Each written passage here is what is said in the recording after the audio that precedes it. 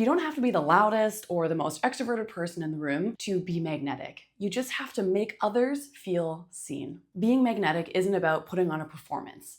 It's about being present with the human in front of you. People don't remember perfection. They remember how you made them feel. And this is coming from someone who is a recovering people pleaser, recovering perfectionist. I used to overthink everything I was saying in social situations, getting in my head, derailing my ideas, derailing my conversations, and derailing that ability to connect with people. I was trying to sound smart, funny, interesting, all of these things, and it was exhausting. I was always so tired because I was trying to put on this performance for people so that they would see me how I thought they maybe wanted to see me, or what would be putting my best foot forward, constantly getting stuck in my head. But the moment that I shifted my focus outward instead of inward to the people that I was trying to connect with, everything changed. People opened up more, conversation flowed more easily, and I started building these deep connections effortlessly. When I changed my mindset in this way, it was shocking to me to see how different my connections became. And it only started really coming together for me about 2 years ago. I noticed that when I was showing up to networking events, I was getting really in my head and getting really anxious about how other people were going to perceive me, instead of turning it around and trying to think about how I could perceive these people around me, how I could get curious, how I could learn about them and change it away from being about me. Over the last few years, I've started to sort of note down after interactions at these events what worked well, what didn't, what things really resonated, what people I made connections with, and what sort of things I was asking or talking to them about. There are these 4 areas that I think really changed how I approach these things and how I ended up connecting with people more and becoming a lot more magnetic. I'll go into detail about each of them. I'll give you sort of 4 practical tips for each of them, but I'll really quickly mention what the 4 areas are. The first one is the art of presence. So be here now, be here fully. Also, make people feel seen on a real level, not just that you physically see them in front of you. Dig a little bit deeper. Thirdly, you're going to want to think about how you're speaking. So you want to make sure that you're sounding confident but warm at the same time. And then finally, when you are revealing things about yourself, make sure that you're being a storyteller and not just a fact dumper. Let's get into more details on each of them. First, we'll talk about the art of presence. The number one thing that I say to everybody, get off your phone. In an ideal world, don't even bring your phone, or put it somewhere where it's hard to reach, where you're not going to be tempted to go on it. Put it on airplane mode so it's not buzzing or making noise or distracting you from the moment at hand. Give the people in front of you your full attention. Be in this moment, be at this event completely. Undivided attention for someone is like a superpower. Try to remember small details about them, things that they're saying in passing while they're telling a story. Maybe it's their pets' names, maybe it's a hobby they love, maybe it's the name of their wife, whatever it is. Try to convert that to memory and then try to bring it up later on in the conversation. If it's someone you think you're going to interact with more in the future, it's a great idea just to write a little note about them, some of the specific facts, so that you can reference that later before the next time you see them. The third one, and I really love this one, give genuine compliments. In an ideal world, make it on something that isn't about an aesthetic. I find it very easy as a conversation starter to say, I love the color of your shirt, or something like that. But once you're in conversation with them, try to make it something a little bit deeper. It could be a compliment on their values, or a certain amount of effort that they've made, or some fun, quirky thing about them, but make it a really genuine compliment. Maybe they've been talking about a project they're working on. You could say something like, wow, you have such passion. I really admire that about you. Or maybe they're talking about making time for their family. You could say, I think that's so beautiful. It sounds like one of your values is having that work-life balance, and you really value that time with your family. It's beautiful to see. Something real. And the fourth one for the art of presence is to ask follow-up questions. You want to make sure that you're going a little bit deeper with what they're saying, and it's going to show that you're actually listening. You're not just waiting to respond. You're not just waiting for them to finish what they're saying so you can say, let me tell you all about me and how this pertains to me. Keep it about them. Keep the focus, keep the spotlight on them. And on account of this, it makes you more magnetic because they feel seen and heard and interesting. Which is a perfect segue into the next section of making people feel seen and building that connection quickly. Try to use their name early in the conversation and throughout, whenever you can. Try to just drop their name in there. There's actually a piece of the brain that sort of lights up when they hear their own name. People love it. And it also will help you to remember their name. So it's a win-win. Try to repeat keywords that they're using. So let's say they have certain turns of phrase, or they have certain words that they use to describe something. Try to mirror back some of those words that they're using. Maybe you might normally say something like, oh, I was telling a story, but they said something like, I was spinning a tale. Use that as well then. Say, well, I was spinning my own tale the other day. and then jump into it that way. So they're feeling that mirroring, they're feeling, ooh, we have similarities here. Another piece of mirroring that you can do is to mirror some of their pace and tone. So if they're very excited and they're talking up here, try to match that enthusiasm as well. If there's someone who's a little bit more subdued like this, try to match that as well so they feel that we're on sort of an even keel. This was something that was very difficult for me when I was younger. I would come in hot, all excited, and it would really throw off some people who were a bit quieter, maybe a little more introverted. It would make them almost scared of me. So now I've learned to try to measure the temperature and match maybe just a little bit more energy than whatever they're giving me. People feel a lot safer when people are matching their vibe. Now, let's say you're at one of these events and there's a bit of a group starting to form. Maybe you're just being so magnetic that a variety of people are there.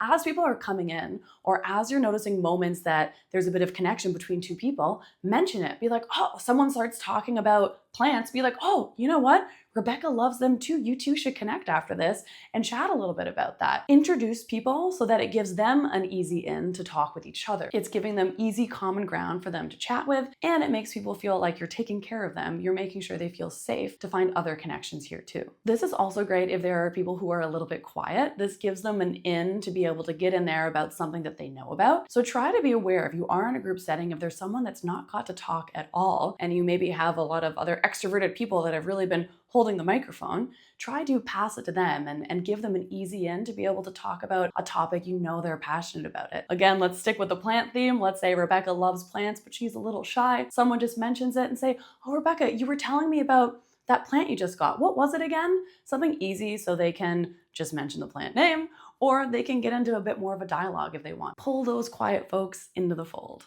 Make them feel like they're part of this group. The third section is speaking with confidence and warmth. And you want to have both of those. You want to seem capable and confident in your actions, but you also want to seem warm and approachable. So when you meld those two together, it brings out this very magnetic personality. One way to show confidence, and this is something that I've had to work on a lot, is to lower your tone at the end of sentences. Instead of raising it up like this, it makes you sound a lot more capable and confident when you're lowering it at the end of a sentence. When it has that upward inflection, it sounds like you're questioning what you're saying, and it won't sound like you're confident of what's coming out of your mouth. The second one here, I'd say, is to speak slower. This is something that I'm always a work in progress on, as I'm someone who listens to audiobooks at 1.6 or faster. Speaking slowly is something that I really struggle with, but I need to keep in mind that just because I like taking in information quickly doesn't mean others do. Also, when you speak slowly, it gives your brain a little bit more time to formulate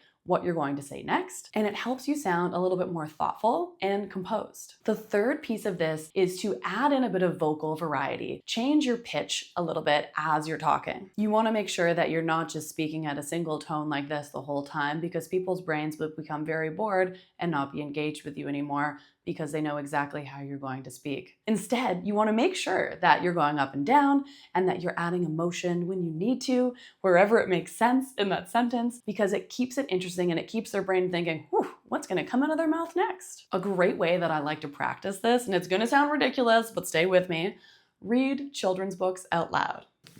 I have this book, and what I will do, it's these treasures, I will just go through, I will find one, and I will read it out loud, because when you're reading a children's book, you automatically add a little bit more fun, emphasis, emotion, etc. into it than you would if you were just reading your normal books that you read. Cousin Helen was perhaps the happiest of the party. Turn to a page and give it a read. I love doing this. And if you don't have children's books, I'm sure you can get ChatGPT or something to write you a tiny children's story, or you can borrow things from your library or from a friend that has kids. Lots of options. Speaking of stories, we'll move on to the fourth section, which is be a storyteller, not a fact dumper. When you tell a story, or before you tell a story, think through it. Maybe before you even go to an event, or think through a couple stories yourself. Maybe think of 3 to 5 stories that you'd love to tell people, but you want to go over them just to make sure you have it down. So you don't want to just fact-based everything and have it just be, this is exactly what happened on March 25th, 1929. No one cares. They want to know how you felt. When you talk about how you felt, they're going to be more emotionally connected to you. People want to feel what you felt. So I could say, oh, I went to the market on Saturday and I got a bouquet of flowers and I brought them home and I set them up and they looked really pretty. Factual. Or I could say, I went to the market and there were so many beautiful colors and smells and everyone was so happy there. And then I brought this big bouquet home and people on the way home were complimenting it, which made me feel amazing. And then I got home and it's now on my kitchen table. And every time I walk by, it just makes my heart so happy.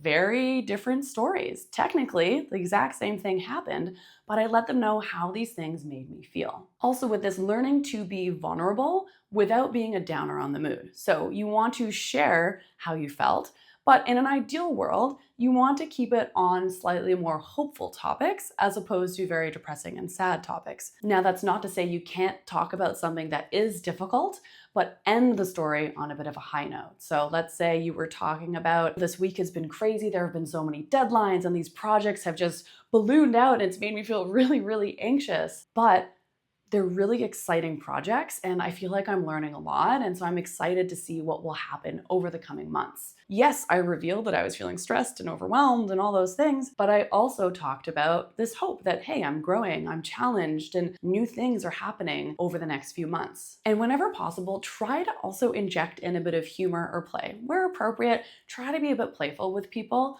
Make some jokes because everyone loves a little laugh or a little smile, so inject that in where you can. And that little bit of lightness can go a long way with someone. Hopefully these tips are helpful for you for your next networking event or social event that you're going to be attending. Again, I really think it's important to frame in your mind that you're not trying to be the most interesting person in the room, you're trying to be the most interested. That is what's going to make you the most magnetic. Yes, there are all these tips and tricks for being a little bit more magnetic, for being more memorable, but at the end of the day, if all else fails, if you don't have a joke, if you feel like you're not getting that vocal variety, whatever it is, be interested in that person in front of you. Imagine that they have all these wonderful secrets and all this knowledge inside of them, and it just takes you asking some questions to find out that information. Don't feel that you need to perform to be liked. You just need to connect to be remembered. Even if you just apply one of the tips that we talked about, I bet it'll change your next interactions. If you're looking for more tips on authentic connections, communication, on setting boundaries, and all that good stuff, I have a newsletter called Authentically Yours. There's a link down below where you can subscribe. It's every other week, and it's quick, practical tips. There's an audio version that's typically 2 to 3 minutes, or you can read it,